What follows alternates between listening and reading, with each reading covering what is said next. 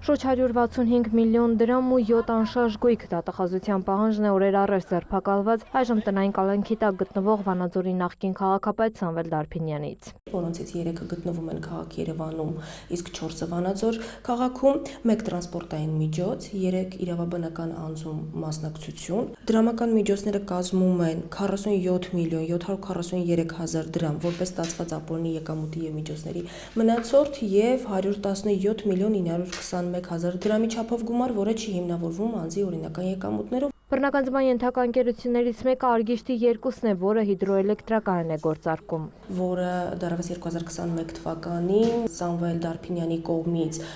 ունեցած իր 50% բաժնեմասը օտարվել է, սակայն ըստ իրավասու մարմնի օտարման արժեքը շատ ավելի քիչ է եղել, քան իրական իրավաբանական անձի շուկայական արժեքը, որի մասով նշանակված է փորձաքննություն, հետևաբար դեռևս իրական շահառու է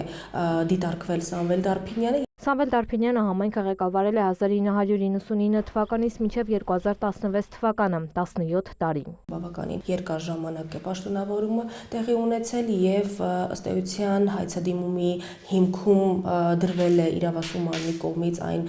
մոտեցում, այն սկզբունքը, որ նաեւ այն գույքերը, որոնք ձեռք են բերվել Սամվել Դարփինյանի հետ բարեկամական կամ ընկերական կապեր ունեցող անձանց կողմից եւ հետագայում անհատույց փոխանցվել են Սամվել Դարփինյանի հետ փոխկապակցված անձանց, խոսքը վերաբերում է Սամվել Դարփինյանի ընտանիքի անդամներին, դրանք եւս դիտվել են որպես Սամվել Դարփինյանի ձեռքբերումներ, այսինքն իրական շահառուն հանդիսացել է Սամվել Դարփինյանը։ Հայցն այժմ դատարանում է։ Դատարան ներկայացված մյուս խոշոր հայցադիմումն առնչվում է քաղաքացիական ավիացիայի գլխավոր վարչության նախկին պետ Արտյոմ Մովսեսյանին։ Հայցապահանջումներ արված են 8 անշարժ, 2 շարժական գույքեր, 5 իրավաբանական անձանցում մասնակցություն։ Բացի դրանից դատախազությունը Մովսեսյանից պահանջում է նաև ավելի քան 1.5 միլիարդ դրամ։ Բռնագանձման ենթակա ընկերությունների թվում է նաև Ավիաքլաբը, որը ձևակերպված է Արտյոմ Մովսեսյանի եղբորորդի Վահե Մովսեսյանի անունով, այնուամենայնիվ իրավասու մարմինը որպես նշված գույքի իրավաբանական անձում մասնակցության իրական շահառու դիտել է Արտյոմ Մովսեսյանին եւ հենց այս գույքն էլ ըստ էության առաջին ենթադրյալ ապօրինի ծագում ունեցող գույքն է, որի